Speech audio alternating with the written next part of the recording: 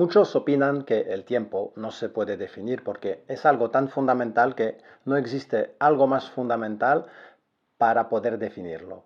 Cuando filósofos o físicos hablan del tiempo, acaban centrándose solo en sus propiedades y nos describen los eventos dentro del tiempo, sin dar una clara definición del concepto en sí mismo. Y mucho menos una explicación de lo que podría ser el mecanismo físico que hace que el tiempo pasa. ¿Deberíamos seguir autolimitándonos de este modo? Alain Kohn, medalla Fields de matemáticas, nos dice que no. Este matemático encontró algo más fundamental que el tiempo que puede servir de fundamento para ver aparecer el tiempo como propiedad emergente. En uno de los capítulos de este vídeo explicaré la idea de Alain Kohn, pero aviso que nos va a explotar el cerebro.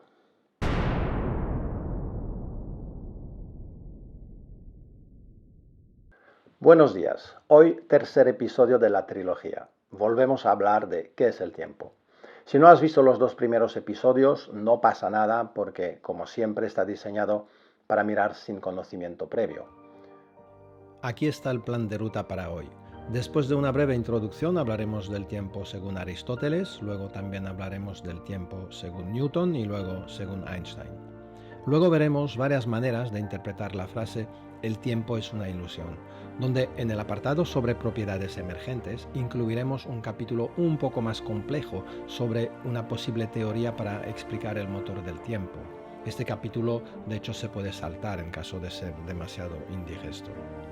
Acabaremos finalmente con preguntas de orden metafísicas y reflexiones filosóficas sobre las implicaciones de creer que el futuro ya existe, como por ejemplo para los adeptos del modelo del universo bloque. Ya sabéis que cuando hago vídeos sobre el tiempo me gusta viajar al pasado y visitar sitios antiguos, pero ¿dónde estamos exactamente? Volvamos un poco atrás.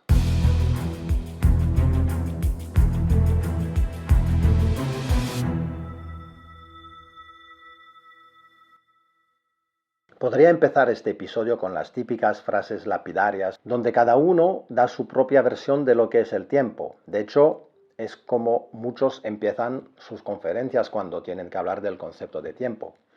Y justamente por este motivo no lo voy a hacer. Citaré algunas de las más famosas durante la conferencia, pero no en la introducción. No las voy a comentar en la introducción porque os quiero con la mente liberada de todo tipo de prejuicios. El tiempo no se deja capturar en una frase.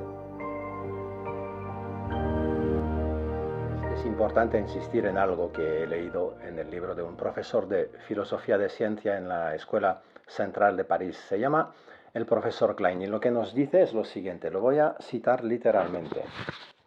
Hablando sobre el concepto de tiempo, es muy fácil caer en dos trampas, nos dice. La primera la llama la trampa del filósofo, que consiste en pensar que el tiempo es un concepto que ha sido resuelto por Aristóteles, Kant, Heidegger y otros. Y la segunda la llama la trampa del físico. De hecho, en ella caen muchos estudiantes. Y es pensar que la cuestión del tiempo se ha agotado debido al hecho de que lo hemos matematizado y que cuando en física escribimos la variable t, lo hemos dicho todo. Parte de esta conferencia va a consistir en convenceros que estamos muy lejos de haberlo dicho todo. Y por esto empezaré por una frase que realmente me gusta, porque es la frase que resume muy bien el punto en el que científicos y filósofos se encuentran hoy sobre un tema como este. La frase es la siguiente. En cuanto a la cuestión del tiempo, estamos muy lejos de lo mejor que podemos hacer. Es decir, queda mucho trabajo.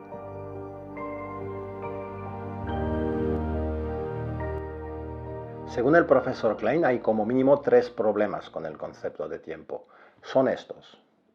El primero, no tenemos definiciones. Esto ya lo hemos comentado varias veces. Es el problema de saber si existe un concepto más fundamental para poder usarlo como definición. Además, el lenguaje nos engaña. Casi todas las definiciones son circulares porque ya tienen implícitamente el concepto de tiempo. Si digo, por ejemplo, el tiempo es lo que pasa cuando nada más pasa, ya vemos que para saber lo que significa pasar, hay que saber un poco lo que es el tiempo. El segundo problema es que no nos preocupamos por explicar el tiempo, el mecanismo, solo nos limitamos a describirlo. Hoy rompemos con esta regla porque, como os he dicho, habrá un capítulo sobre una posible explicación del motor del tiempo. Y el tercer problema, confundimos muy a menudo el tiempo con los eventos en el tiempo y asociamos al tiempo las propiedades de estos eventos en el tiempo. Cíclico, caótico, el tiempo geológico, el tiempo cosmológico, el tiempo psicológico. Ahora hablaremos de Aristóteles, de Newton, de Einstein y por supuesto dedicaremos tiempo para reflexionar sobre si el tiempo es o no es una ilusión. A veces topamos con gente que tienen una tendencia en simplificar el debate con argumentos simplistas de tipo el tiempo es el movimiento de las cosas y ya está. Otros dicen el tiempo es lo que pasa cuando nada más pasa y ya está. También está el típico el tiempo es una ilusión y ya está. O bien el tiempo es un invento de la mente humana y ya está.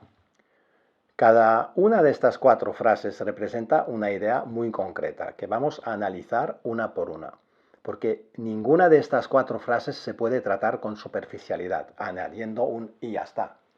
Luego podríamos también ya citar la famosa el tiempo es aquello que miden los relojes, pero esto huele a definición circular, porque entonces la pregunta se convierte en ¿y qué es aquello que miden los relojes?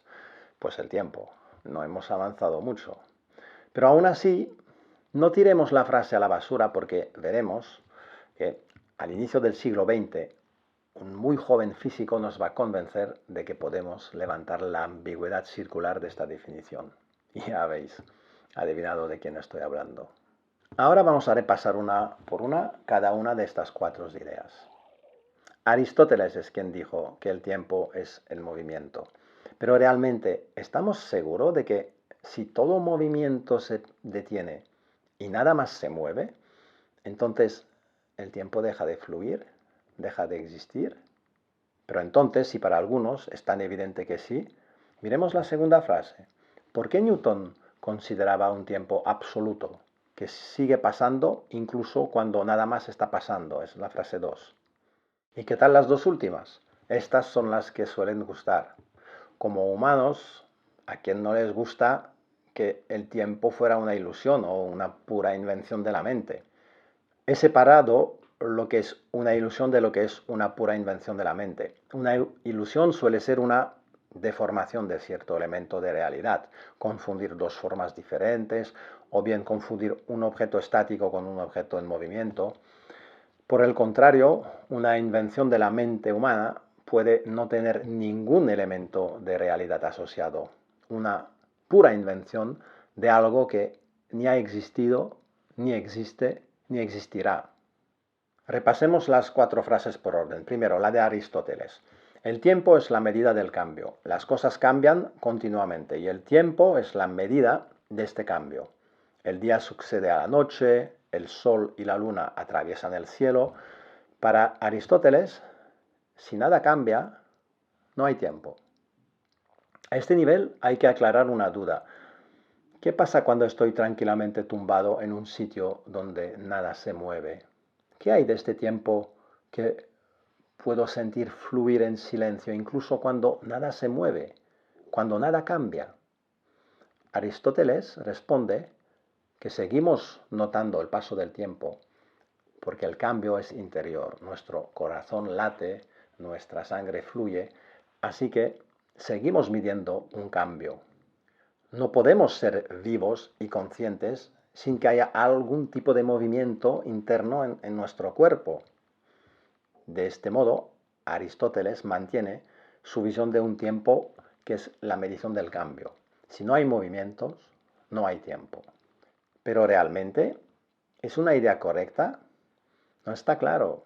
Newton, por ejemplo, supone exactamente lo contrario. Es la frase 2. Considera que hay un tiempo absoluto que pasa incluso cuando no hay cambios, cuando no está pasando nada. Y lo expresa de esta manera. En Los Principia Mathematica, su obra principal, Newton escribe lo siguiente. Conviene distinguir el tiempo relativo, aparente y banal del tiempo absoluto, real y matemático. El tiempo relativo, aparente y banal, es una medida externa a través del movimiento que se emplea en lugar del verdadero tiempo absoluto, como los días, los años. El tiempo absoluto, real y matemático, fluye por su propia naturaleza, sin relación con nada externo. Newton reconoce que existe un tiempo que es la medida de lo que se mueve. Pero además de este tiempo relativo, existe un tiempo absoluto, que debe existir y fluir siempre. Si todo movimiento se congela, incluso nuestros movimientos internos como seres vivos, el tiempo real absoluto seguiría fluyendo. El tiempo es lo que pasa cuando nada más pasa. Idea radicalmente diferente de la de Aristóteles. ¿Quién tiene razón, Newton o Aristóteles? Dos visiones opuestas. Durante siglos, la definición más eficiente parecía ser la de Newton, porque ha permitido construir la física moderna. Pero sigamos reflexionando, porque más lejos, Newton escribe lo siguiente, que el tiempo real absoluto no es perceptible, hay que deducirlo con cálculos de la regularidad de los fenómenos. El tiempo de Newton no es una evidencia, es una construcción intelectual. Esta es una idea que yo tardé muchos años en entender. Tardé años en entender que el tiempo absoluto de Newton que usamos en las ecuaciones de la física no era el concepto más evidente. El problema viene de que esta letra T que poníamos en las ecuaciones desde los cursos de física del instituto nos acaba creando un prejuicio sobre lo que es el tiempo. Durante muchos años había considerado que era imposible que el tiempo deje de fluir en un espacio vacío donde no hay movimiento, donde no está pasando nada. Inconscientemente había aceptado el concepto de Newton y no entendía cómo Aristóteles podía considerar que no hay tiempo si los movimientos se paran.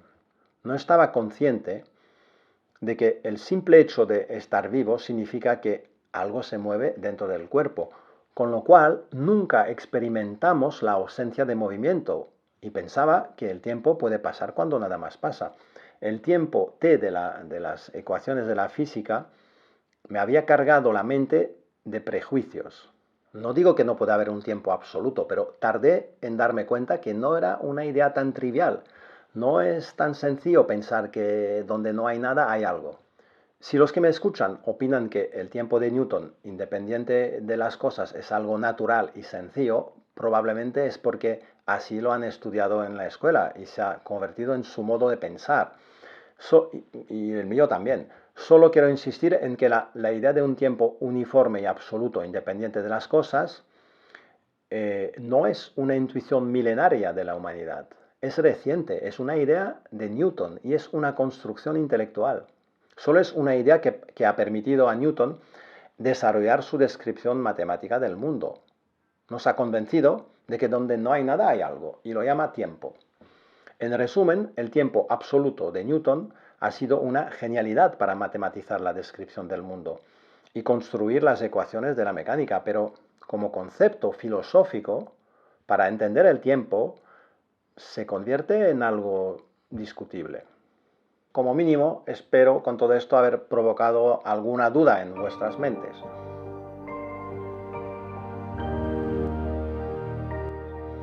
Por suerte, al inicio del siglo XX llega un joven físico que va a conseguir realizar una buena síntesis entre el tiempo como medida del movimiento de Aristóteles y el tiempo absoluto, sin relación a las cosas, el tiempo de Newton. Estoy hablando del joven Albert en 1905 y lo que va a descubrir es que sí vivimos en un espacio-tiempo que existe realmente como entidad propia, pero no tiene ninguna de las propiedades que Newton le atribuía. Entre otras cosas que descubre, que no existe el concepto de ahora en el universo. El ahora solo existe localmente.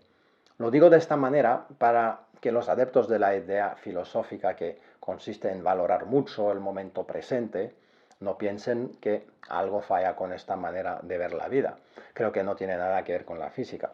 Creo que a pesar de que el ahora no existe de manera absoluta en el universo, es muy bueno no lamentarse sobre el pasado y no soñar con unos eventos futuros que quizás nunca ocurrirán. y centrarse bien en el presente, porque el presente es el sitio más adecuado para empezar a crear un futuro que nos guste mínimamente. Bueno, todo esto nos aleja un poco de la física, era un breve paréntesis. Lo que nos dice la ausencia de un ahora universal es que si tienes amigos que han viajado a otra galaxia, no puedes preguntarte ¿qué estarán haciendo ahora? Porque la respuesta no existe. La respuesta no existe porque la pregunta no tiene sentido.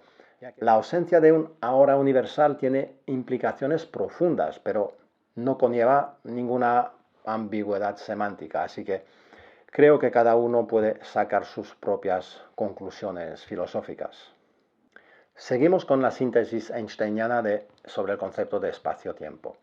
Campo gravitatorio y espacio-tiempo. A menudo se dice que el espacio-tiempo es el campo gravitatorio, pero Einstein dice prácticamente lo contrario. El campo gravitatorio es lo único que existe y es aquella cosa que llamamos el espacio-tiempo. La diferencia es filosóficamente sutil, pero está ahí. Además, ahora podemos decir que el tiempo es lo que miden los relojes, porque en este caso ya no es una definición circular absurda, porque ahora hemos definido el tiempo como una dimensión, al igual que las otras dimensiones espaciales, y ahora podemos decir que un reloj es lo que usamos para medir esta dimensión.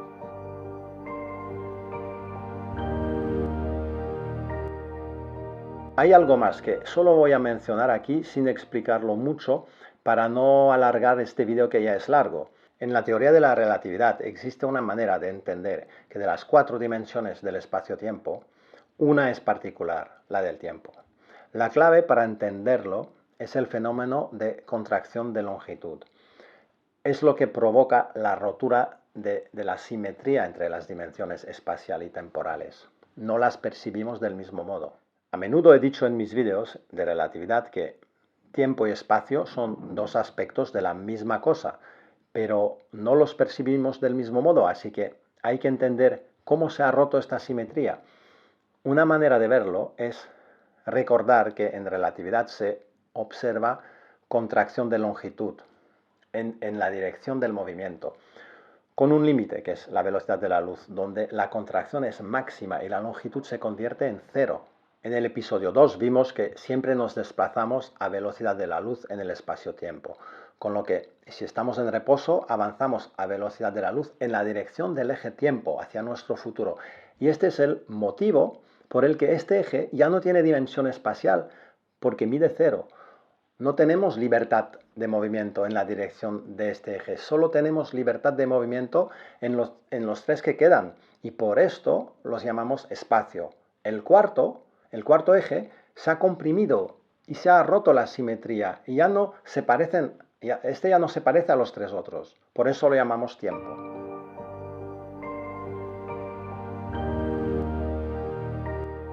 Luego viene la relatividad general. Esta es la teoría que nos dice cómo se deforma el espacio-tiempo en presencia de materia. Aquí tenéis la ecuación. Literalmente, la materia dice al espacio-tiempo qué forma adoptar y él, a su vez, a través de esta forma, dice a la materia cómo comportarse, cómo moverse. No es un vídeo sobre relatividad general, así que solo recordaremos que lo que acabamos de explicar tiene consecuencias tremendas sobre el paso del tiempo cuando las masas de materia que deforman el espacio-tiempo son enormes.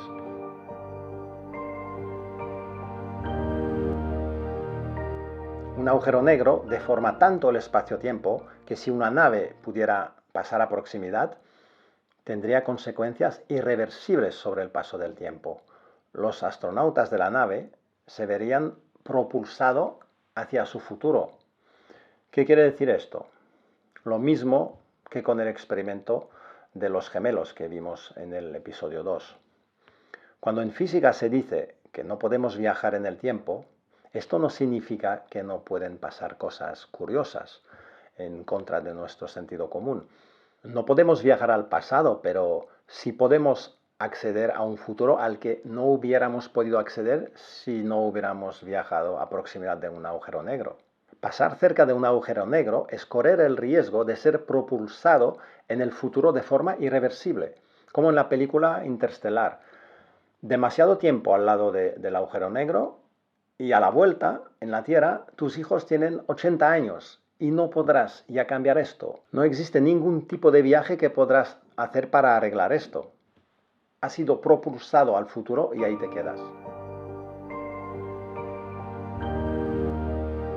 A este nivel hemos repasado la idea de Aristóteles, de Newton y la síntesis de Einstein. Ahora viene un capítulo importante sobre el tiempo como una ilusión. Pero antes de empezar a hablar de posibles ilusiones, voy a citar una frase famosa. Si no me preguntan lo que es el tiempo, lo sé, pero si me lo preguntan y ya no lo entiendo. Claramente no sirve, no nos aclara nada, pero subraya la frustración de no poder definir el concepto, lo que decíamos en la introducción. Personalmente me gusta una frase que es una definición cruzada, porque utiliza el espacio para definir el tiempo y el tiempo para definir el espacio. Y así subraya que existe una estrecha relación entre ambos. La frase es la siguiente: el tiempo es lo que permite a diferentes cosas de ocurrir en el mismo sitio y el espacio es lo que permite a diferentes cosas ocurrir en el mismo instante. Subraya bien que uno sin el otro no es nada.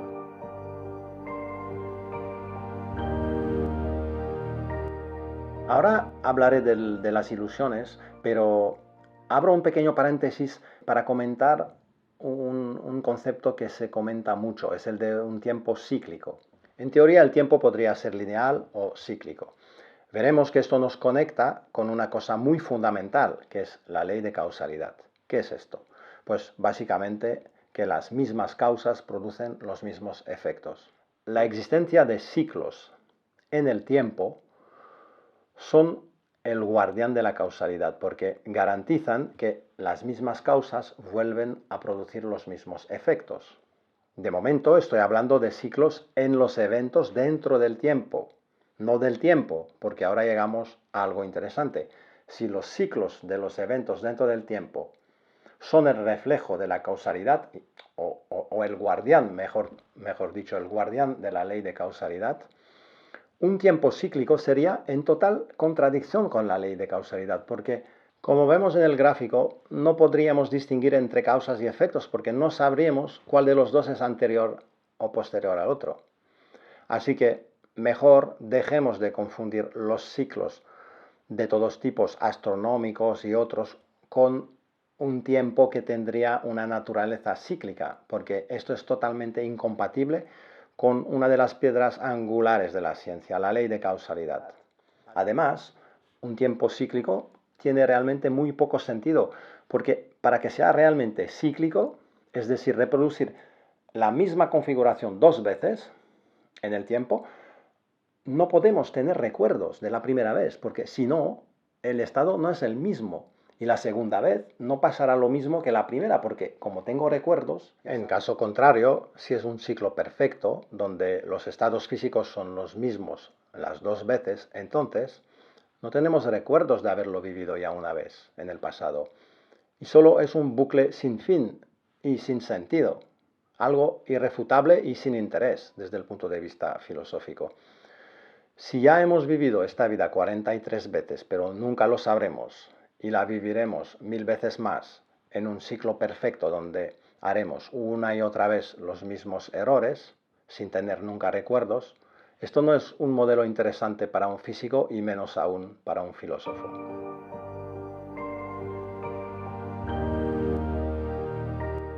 Todos hemos oído alguna vez esta frase: el tiempo es una ilusión. Hay varias maneras de interpretar esta frase. Vamos a ir por pasos y repasar varias maneras de interpretarlo. El tiempo podría ser una invención de la mente, como piensan algunos. Esta es la versión más fuerte de lo que se puede considerar al decir que el tiempo es una ilusión. Vamos a ver que hay versiones menos fuertes, porque podemos considerar que el tiempo es una ilusión sin considerar que su propia existencia es una ilusión. La palabra ilusión en este caso solo significaría que nuestros sentidos nos engañan sobre la naturaleza de un fenómeno que existe realmente, pero que no sería tal como lo percibimos. Unos adoptan la la versión más fuerte de decir que el tiempo es un invento de la mente. Sinceramente, no sé muy bien a qué se refieren, pero hay evidencias de una evolución cosmológica del universo, bien antes de la aparición del ser humano. Y esto es un serio argumento en contra de la idea de que el tiempo podría estar solo en la mente. Así que no voy a debatir mucho esta idea porque no me parece lo suficiente sólida. Otra manera de interpretar el tiempo como una ilusión es lo que en física se llama el universo bloque. Esto consiste en pensar que la ilusión reside en considerar que el presente tiene algo particular, cuando en realidad todos los momentos presentes y futuros ya existen en el universo. La imagen del universo bloque surge casi de forma natural del modelo del espacio-tiempo que se utiliza en teoría de la relatividad. Cuando pensamos el tiempo como una coordenada más que se añade a las 3 de espacio, pues surge esta idea del universo bloque. Esto no quiere decir que la relatividad implica el modelo del universo bloque. Es simplemente que la representación geométrica, con el tiempo como una dimensión más, incita a algunos a dar un paso más y verlo como un bloque donde el pasado, presente y futuro existen juntos. El presente sería solo como un cursor que viaja en este bloque y nos hace percibir un instante presente que en realidad no tiene nada particular. Pero no hay por qué dar un paso tan extremo hacia un universo bloque porque un presente que crea el futuro en cada instante es compatible también con un universo donde el tiempo es una dimensión más. Otra manera de hablar de ilusión cuando se habla del tiempo es lo que hemos comentado en el episodio 1. Es la ilusión de la irreversibilidad. Las leyes fundamentales de la física son reversibles, pero a nivel macro percibimos el mundo como si fuera irreversible. En realidad lo es por motivos estadísticos, como lo hemos visto en el episodio 1. Otra cosa que ha aparecido en algunos de los comentarios del episodio 1 es la relación entre la asimetría temporal, que hemos explicado, la pendiente en la entropía, y la expansión del universo. No lo he comentado en el episodio 1 porque no es algo muy consensuado. Digamos que hay debates. Se sigue debatiendo sobre el papel de la expansión del universo porque la explicación no convence a todo el mundo.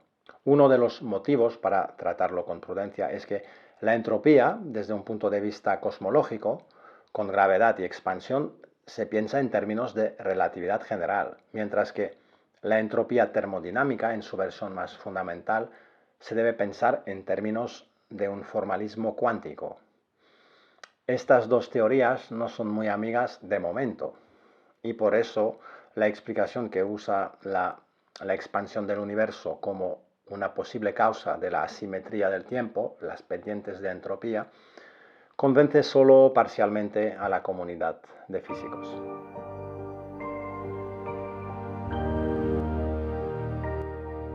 En relación con la segunda ley de la termodinámica, quiero comentar una cosa que no he comentado en el episodio 1.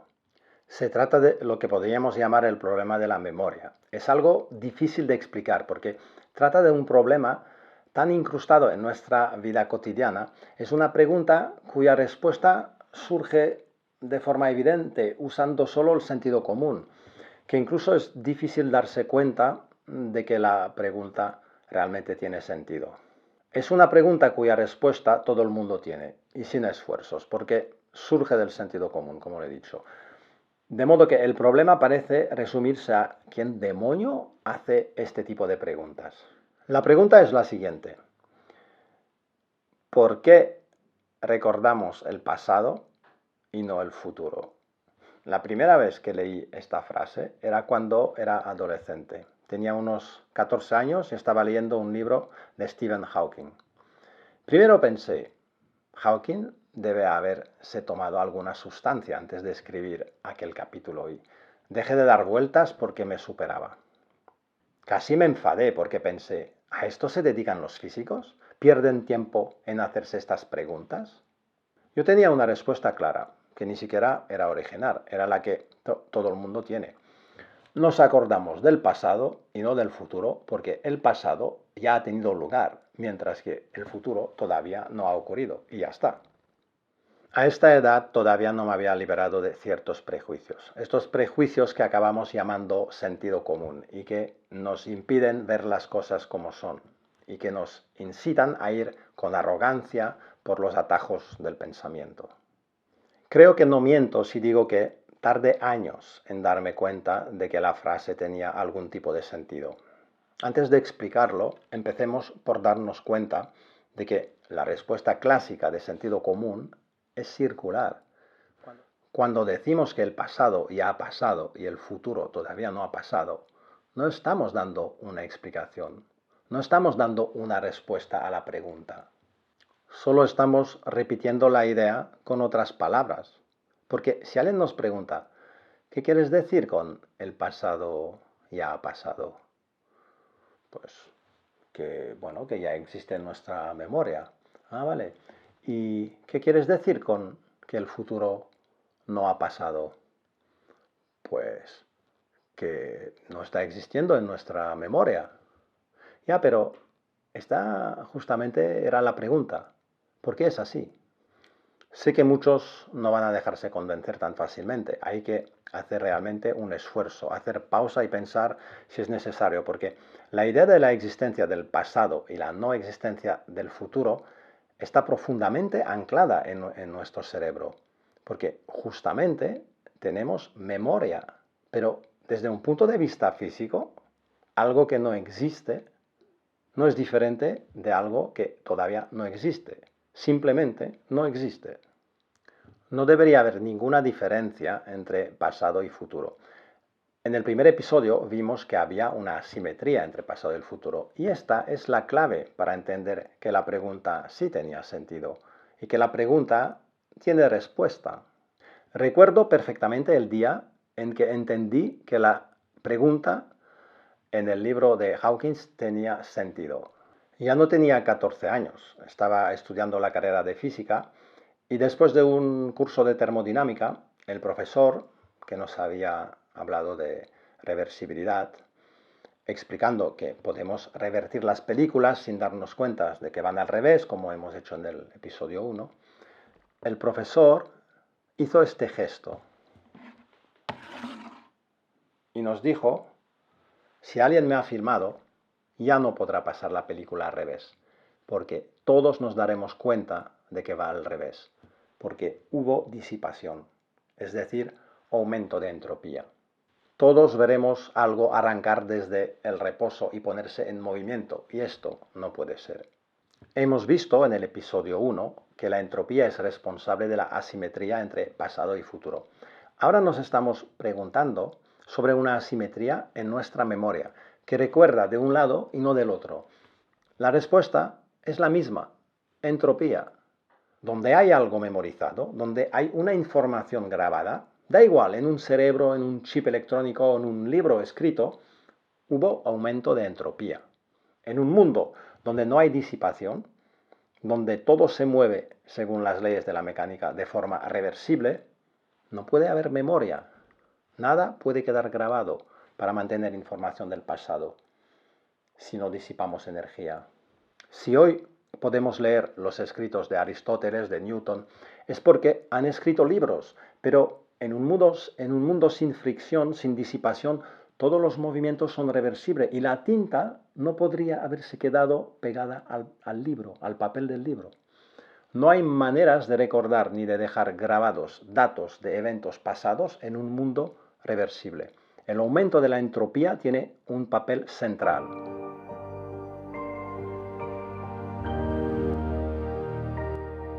Otra manera de decir que el tiempo es una ilusión es decir que es un fenómeno emergente. ¿Qué es esto? Lo voy a explicar, pero recuerdo también que tengo un vídeo en el canal totalmente dedicado a sistemas complejos y propiedades emergentes, por si alguien necesita profundizar después.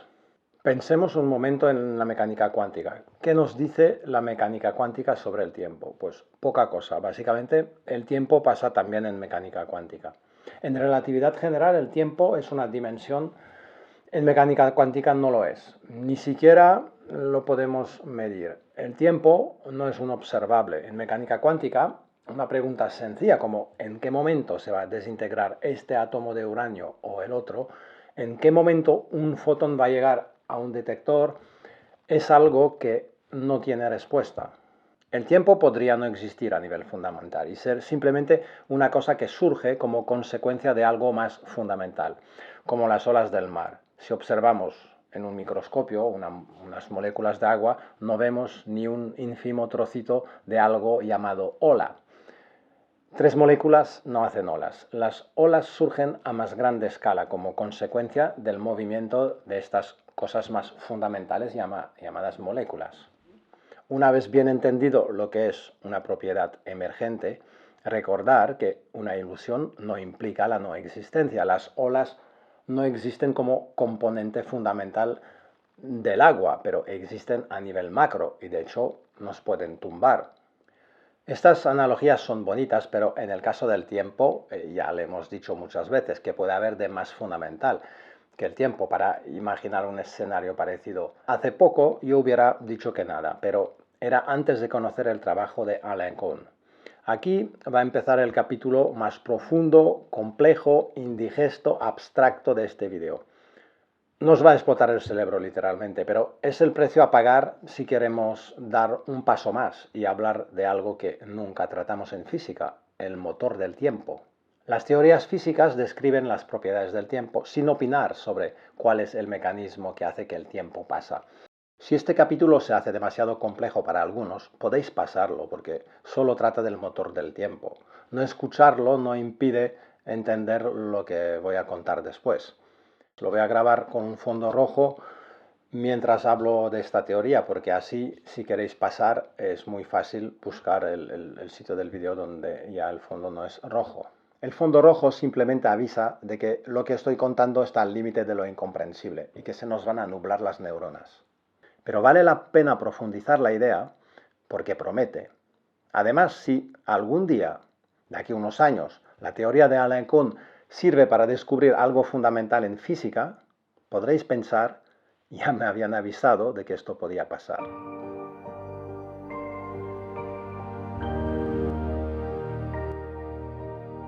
¿Qué nos dice Alain Kohn? La gran diferencia entre la física clásica y la física cuántica es algo que ya he mencionado, pero ahora lo vamos a desarrollar un poco más porque es la base del trabajo de Alain Kohn. Una de las grandes diferencias reside en una cosa que se denomina a veces las fluctuaciones cuánticas o bien lo aleatorio cuántico. Normalmente, uno podría pensar que lo fluctuante, lo aleatorio, es algo de lo que hay que alejarse o intentar resolver, es decir, eliminar del formalismo. Lo aleatorio es la parte fea de la teoría, la parte mal definida. En física clásica es la parte que representa el grado de desconocimiento del sistema estudiado. Pero Alain Kohn adopta el punto de vista de Niels Bohr, es decir, lo que se llama la interpretación de Copenhague de la mecánica cuántica, que considera que existe un componente fundamentalmente aleatorio que no se puede reducir, que no se puede eliminar del formalismo. Lo hemos comentado en otros videos. Este lado aleatorio no es algo mal definido, sino algo muy concreto. Concreto en un sentido fácil de entender. Si enviamos un fotón de luz a través de una rendija hacia una pantalla y registramos su posición, la posición del impacto, pues existe una variabilidad fundamental que impide que el resultado sea perfectamente reproducible. No existe ninguna manera de configurar el experimento para que el fotón llegue al mismo sitio en la pantalla. Con el dispositivo experimental en la misma configuración y las condiciones iniciales idénticas, el fotón no llegará al mismo sitio en la pantalla. Es otra manera de definir un azar verdadero, en oposición a un azar por desconocimiento, como en física clásica. Es algo fundamental que se ha integrado en el modelo matemático, no es una limitación tecnológica. Esto se describe con el principio de indeterminación de Heisenberg. En cada experimento hay un componente aleatorio que se convierte en un resultado muy preciso y concreto. Hay un indeterminado que se convierte en conocido. Cuidado, aquí voy a aprovechar para repetir algo que ya he repetido en otros vídeos, porque en este punto es importante no confundirse. Existen demasiados sitios en Internet o vídeos donde cada uno nos da su propia versión del principio de Heisenberg. Así que olvidaos durante un momento de todo lo que habéis oído y escuchar esta frase que acabo de pronunciar antes. No he dicho que algo no conocido se convierte en conocido. He dicho que algo indeterminado se convierte en conocido. Si os parece poca diferencia, es porque no lo habéis pensado bien, porque la diferencia es tremenda y profunda. Dejar de una vez de llamar el principio de Heisenberg el principio de incertidumbre, porque no lo es. La palabra correcta es principio de indeterminación. No es que la posición y la velocidad de una partícula existe, pero que la mecánica cuántica nos impide ir a verlas, sino que la partícula no tiene estas propiedades antes de ser medidas y luego las adquiere en el momento de la medición. Lo que diferencia la física cuántica de la física clásica, decía, es que existe una variabilidad que no controlamos. Y la idea de Alan Kuhn es que esta variabilidad es más fundamental que el tiempo. Todos estamos acostumbrados a la idea que la única variabilidad es el tiempo, que la única cosa que convierte las cosas en algo cambiante, algo variable, es el paso del tiempo. Las ecuaciones de evolución de la física se escriben con la derivada respecto al tiempo. Es una evolución respecto al tiempo. De hecho, uno de los intentos de definir el tiempo es decir que el tiempo es aquella cosa que hace que las cosas cambian. La idea fundamental que Alan Kuhn propone es que la verdadera variabilidad fundamental no es el tiempo, es la variabilidad aleatoria de la mecánica cuántica. La única fuente de cambios que conocemos es esta variabilidad cuántica, porque es ella que convierte algo indeterminado en algo conocido. Todos los otros ámbitos de la física tienen ecuaciones de evolución deterministas, donde no hay cambios posibles. Todo está determinado por las condiciones iniciales. La fuente fundamental del cambio es la variabilidad cuántica. Vamos con la idea principal. Alan Kuhn intuye que la variabilidad cuántica es más fundamental que el tiempo y que el tiempo podría entonces no tener existencia propia, sino surgir como una propiedad emergente construida sobre esta variabilidad aleatoria cuántica. Decide estudiar a fondo los fundamentos del formalismo cuántico, básicamente la teoría de las matrices de Heisenberg. Se interesa, evidentemente, a lo que en mecánica cuántica llamamos el espacio de los estados físicos de un sistema cuántico. Y algo le interesa enseguida, es una de las propiedades de estos espacios vectoriales. La propiedad en cuestión es que los operadores de estos espacios no conmutan. A diferencia de las multiplicaciones, que todos conocen, aquí el orden de los factores afecta al resultado. Es una propiedad bien conocida de los físicos cuánticos y bien entendida. De hecho, las relaciones de indeterminación de Heisenberg tienen una relación muy íntima con la no conmutatividad. Alan Kuhn decide explorar las relaciones entre mecánica cuántica, geometría y álgebra no conmutativa. En un espacio ordinario, cotidiano, cuando efectuamos operaciones algebraicas con las coordenadas sobre este espacio, el orden, como en las multiplicaciones clásicas, no afecta al resultado. Pero en el espacio que describe los estados cuánticos, el orden importa. Los operadores no conmutan. De hecho, si quisiera simplificar al extremo mi discurso, diría que la cosa que la mecánica cuántica añade a la física clásica es la no conmutatividad. El efecto de las interacciones que provocamos cuando medimos un sistema cuántico dependen de su orden. Ahí empezamos a entrever una forma primitiva de orden temporal. Alan Kuhn intuye rápidamente que la no conmutatividad de los operadores es la propiedad matemática clave, la cosa que diferencia los sistemas clásicos de los sistemas cuánticos. Es la propiedad en la que se tiene que centrar si quiere atacar el problema por el lado matemático. Alan Kuhn decide sumergirse literalmente en la geometría no conmutativa, es decir, espacios geométricos basados en unas álgebras cuyos operadores no conmutan. Es decir, sale de la física y se va en su mundo, las matemáticas. Y se produce un milagro. Se da cuenta que las álgebras no conmutativas no son estáticas, sino que surge una variabilidad. En los espacios de la geometría no conmutativa emerge una variabilidad y esta variabilidad surge antes de haber vuelto a la física.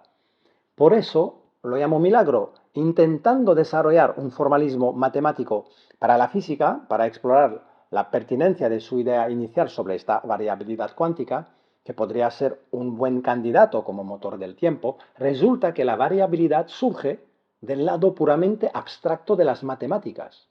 Por otro lado, en 1994, Carlo Rovelli, un físico experto en gravedad cuántica de bucles, que en aquel momento no ha oído hablar del trabajo de Anna Kuhn, pero ha pasado años reflexionando sobre el concepto de espacio y tiempo y ha desarrollado sus propias ideas.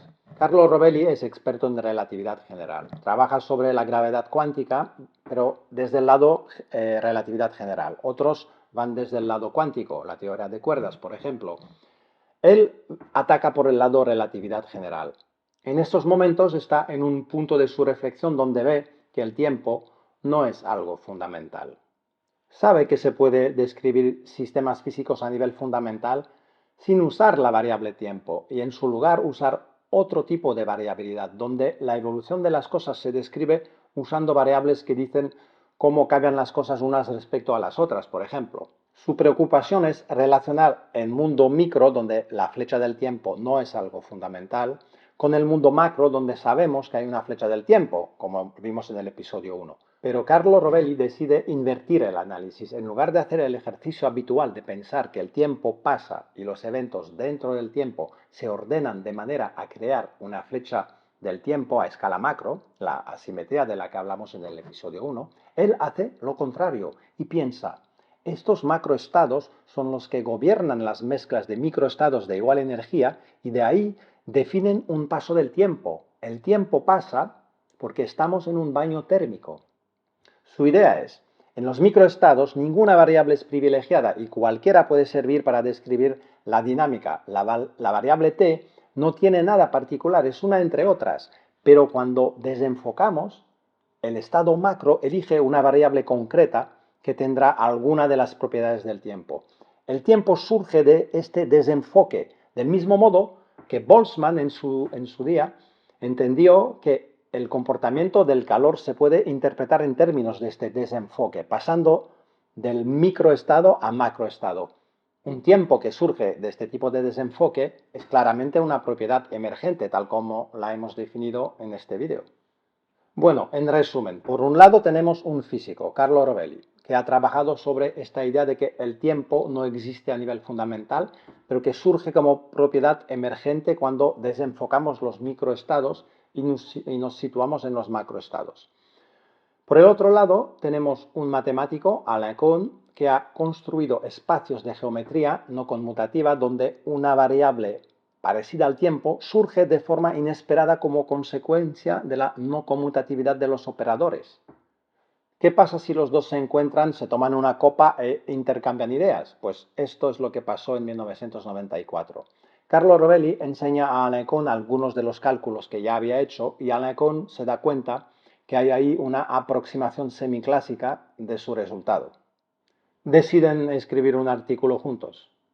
Así que el encuentro entre las matemáticas abstractas y la física ha tenido lugar, pero no ha acabado de encajar el puzzle a nivel conceptual.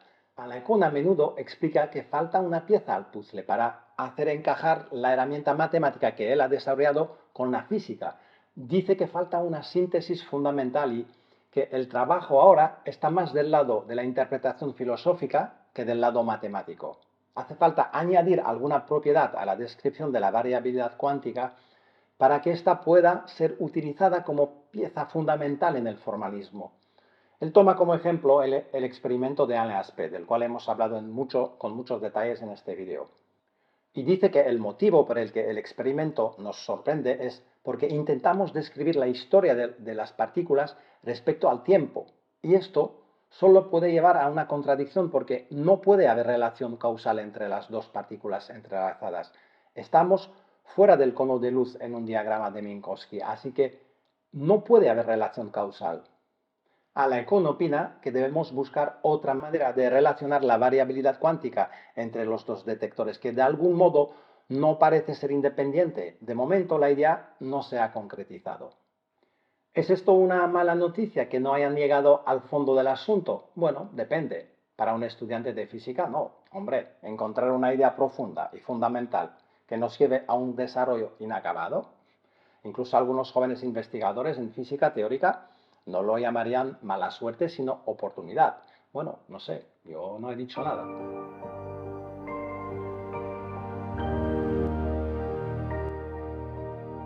Ahora empezamos el último capítulo.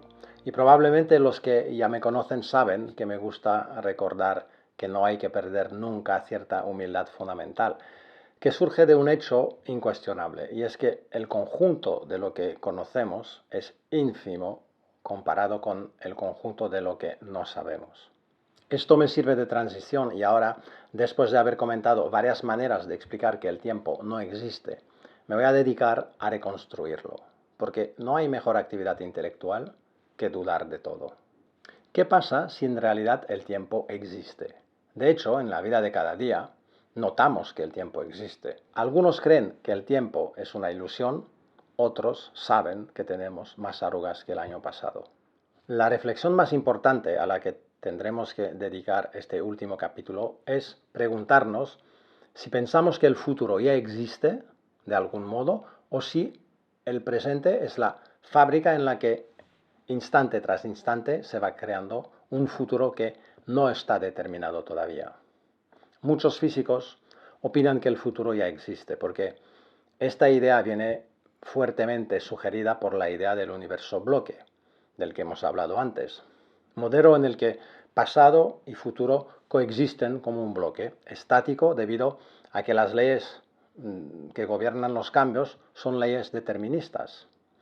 En un modelo de universo bloque, gobernado por leyes deterministas, el futuro no nos puede sorprender si conocemos con precisión absoluta el instante presente. El futuro se calcula usando las ecuaciones de evolución de la física.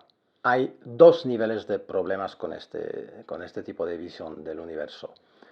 El primer nivel es un nivel de física clásica. Sin entrar todavía en los problemas relacionados con el indeterminismo cuántico, sabemos que tenemos una indeterminación clásica. En física clásica existe la imposibilidad de conocer con precisión las condiciones iniciales de un sistema. También existen sistemas caóticos cuyo comportamiento futuro es impredecible debido a una extrema sensibilidad a estas condiciones iniciales. Pero esto solo significa que hay una limitación tecnológica, pero la evolución es determinista y implica que el problema de nivel 1 no es un problema. El futuro ya existe, solo que no lo podemos conocer. No conseguiremos calcularlo, pero ya existe y es perfectamente determinado. Dicho en otras palabras, no es una indeterminación fundamental, solo es una impredecibilidad. El problema de segundo nivel es el problema de la indeterminación cuántica. Esta indeterminación es más seria, porque nos lleva no a una simple impredecibilidad, sino a un indeterminismo fundamental. Lo hemos visto en varios vídeos del canal.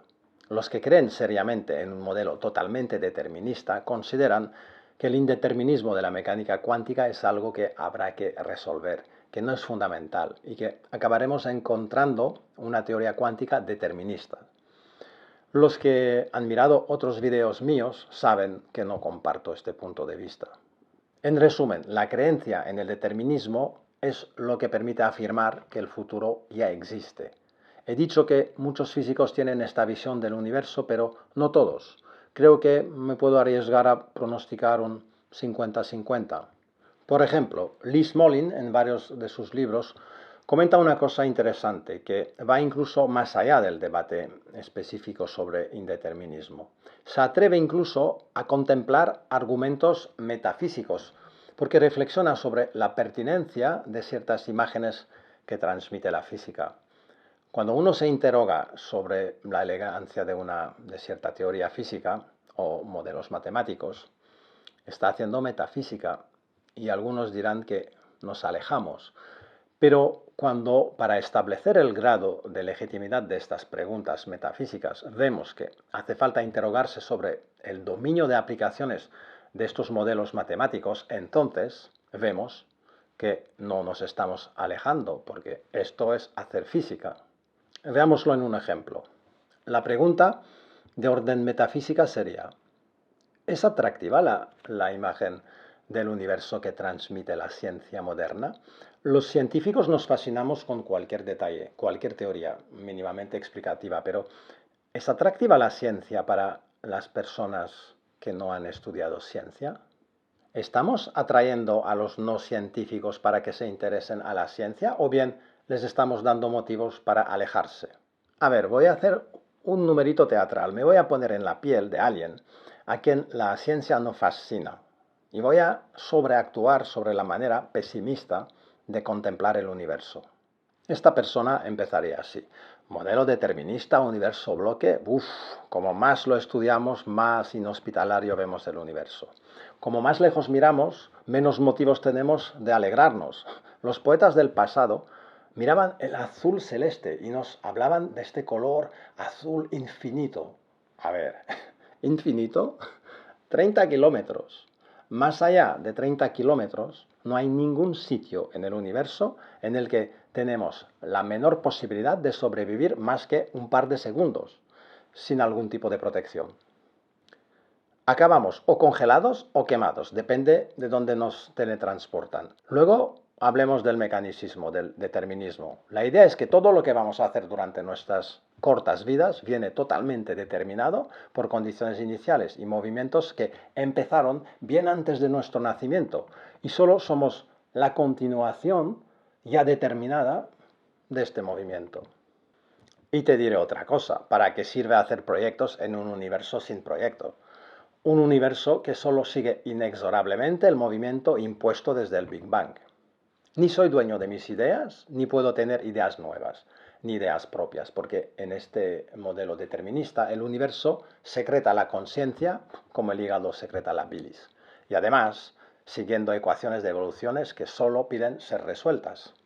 Bueno, ahora he acabado el numerito teatral que consiste en subrayar las molestias que pueden tener un ciudadano cualquiera alérgico a ciertas ideas mecanicistas y deterministas del universo, teniendo motivos para alejarse corriendo de este tipo de visión del mundo. ¿Hay quizás una manera de evitar este fatalismo científico? Una pregunta que ocupa la mente de muchos físicos es la siguiente. ¿El tiempo surge a partir de unas leyes físicas eternas, atemporales, invariantes, o bien, al contrario, el tiempo es algo más fundamental que las leyes físicas? ¿El tiempo es anterior a las leyes o existen leyes fuera del tiempo que imponen ciertas características al tiempo? Es una pregunta muy profunda, la de saber si una verdad es algo atemporal. ¿Estamos seguros de que los electrones de carga eléctrica negativa siempre se han sentido atraídos por los protones de carga positiva? El primer electrón en el universo, ¿cómo sabía que tiene que sentir atracción por un protón? El universo, ¿cómo decide que los electrones y los protones se van a atraer y no repulsarse? Parece un poco ridículo presentarlo así, pero básicamente estoy diciendo por qué estas reglas y no otras. Estas preguntas de momento no tienen respuestas, pero las posibles respuestas afectarían de forma tremenda nuestra visión del universo. Es de primera importancia buscar respuestas. Hemos visto que el indeterminismo fundamental de la mecánica cuántica es un motivo de pensar que el futuro podría no existir todavía. Ahora vemos otro motivo de pensar que el futuro podría no estar determinado, es si las leyes de la física no son eternas, sino que podrían cambiar con el tiempo.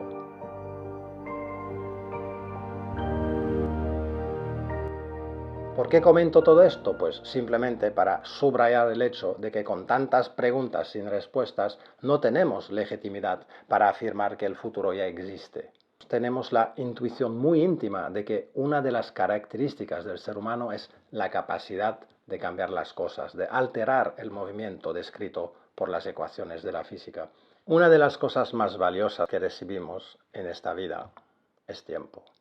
Recibimos tiempo para cambiar las cosas, tiempo para actuar y poder, en la medida de lo posible, tener algún tipo de influencia sobre las cosas y cambiar el futuro. En este sentido, el tiempo podría no ser una ilusión, sino la cosa más real que recibimos. Cualquier postura filosófica que adoptemos sobre su naturaleza, ilusoria o no, todos tendremos algún día más arrugas que hoy. Pero yo creo que el futuro no existe. Creo que todo queda por escribir y creo que lo estamos escribiendo cada día. Deberíamos deshacernos de este fatalismo científico que surge de las ideas inducidas por leyes deterministas al estilo de la mecánica de Newton. Porque este universo que parece tan violento e inhospitalario es nuestro. Ha tardado más de 13 billones de años en crear las condiciones para nuestra aparición. Y no estoy hablando desde el antropocentrismo, porque no afirmo que el ser humano era el proyecto del universo. Dejo estas preguntas Para los filósofos, cada uno tendrá una respuesta que corresponde a sus propias creencias, pero no estaría mal que la ciencia consiga entregarnos un cuadro filosófico más allá del fatalismo científico que acabamos de describir, un cuadro filosófico que nos permita ver el universo con otros ojos que los de la desesperación. La ciencia debería entregarnos algo más que este bienestar material que ya nos ha ido entregando. Desde la revolución industrial no hemos parado de mejorar la calidad de vida, a nivel material me refiero. No es mentir decir que vivimos de forma mucho más confortable que los abuelos de nuestros abuelos. Ahora quizás lo que la ciencia debería entregarnos es otra cosa.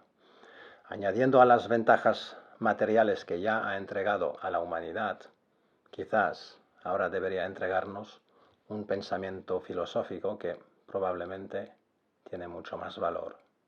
Gracias.